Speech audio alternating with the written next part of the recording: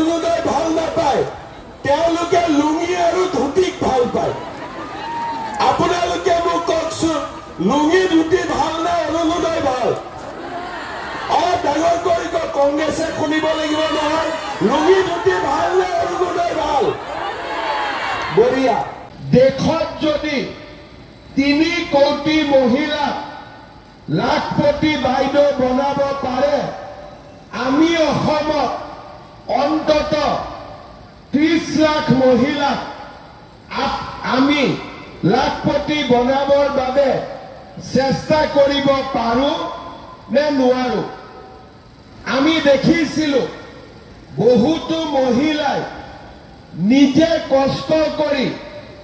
ইতিমধ্যে লাখ টকা উপাৰ্জন কৰিবলৈ সক্ষম হৈছে আমাৰ কলিয়াবৰ সমষ্টিৰ অপৰাজিতা ভিঅ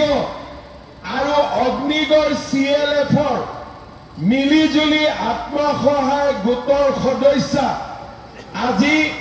মামনি ভূঞা চাংমা বাইদেউ বছৰি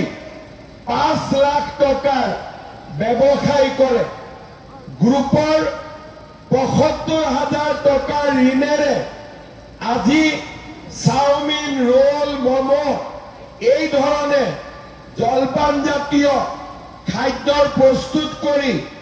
আমাৰ কলিয়াবৰ সমষ্টিৰ মামনি ভূঞা চাংমাই বাইদেউ আজি 5,40,০০০ টকা বছৰত উপাৰ্জন কৰে বিষ্ণুপ্ৰিয়া ভিঅ আৰু অগ্নিগড় CLFৰ কল্যাণী আত্মসহায়ক গোটৰ বিবি বসুমতাৰীয়ে আজি 12,000 টকাকৈ মাহত আৰু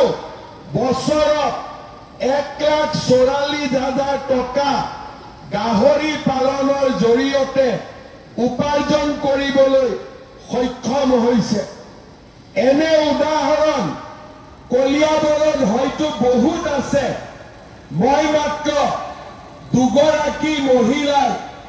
উদাহৰণ আপোনালোকক দিলো যদি আমাৰ মাজৰে 2 গৰাকী মহিলা লাখপতি বাইদেউ হ'ব পাৰিছে গোটেই অসমতে আজি 5 লাখতকৈও বেছি মহিলা লাখপতি বাইদেউ হ'ব পাৰিছে আমি কিয় হ'ব নোৱাৰি আমাক লাগে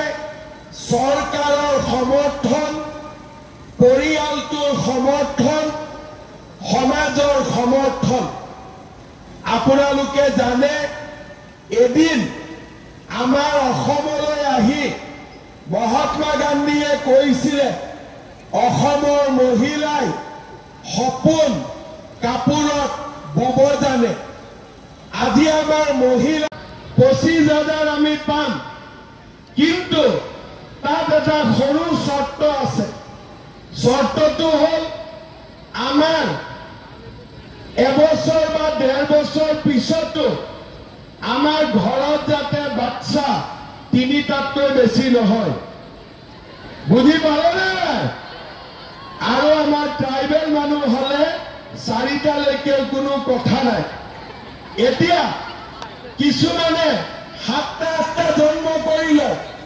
আৰু খুদিলে কয় আল্লাহ দিলে কি কৰিম বুলি